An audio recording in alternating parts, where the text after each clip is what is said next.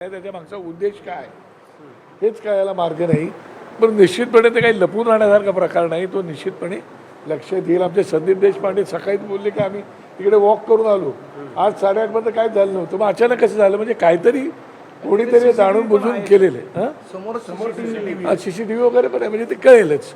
आणि मग पाहू काय करता येईल. भाजपचा विजय संकल्प मेळावा वरळीमध्ये झाला. मुख्यमंत्री देवेंद्र फडणवीस यांनी स्वतःच्या भाषणामध्ये असं सांगितलं की ठाकरे ब्रँड जो आहे तो संपलेला आहे. बेस्टच्या सगळ्या निवडणुकीमध्ये आम्ही बँड वाजवतो. बाळासाहेब ठाकरे हेच ब्रँड होते, आता हे बहु ब्रँड नाही. मला असं वाटतं की महाराष्ट्रातल्या लोकांना आणि मराठी माणसाला आणि इतर भाषिकांनाही ठाकरे काय त्याची पूर्ण कल्पना आहे. त्याची देवेंद्र फडणवीस साहेबांनी आम्हाला सर्टिफिकेट देण्याची गरज नाही. आणि ते येणाऱ्या काळामध्ये लवकरच कळेल मुख्यमंत्र्याला काय. नाहीतर ठाकरे ब्रँड जर नसता तो वारंवार भेटी घेण्याचं कारण पण लागलं नसतं. हां, आणि चर्चा करायची आवश्यकता पण नव्हती.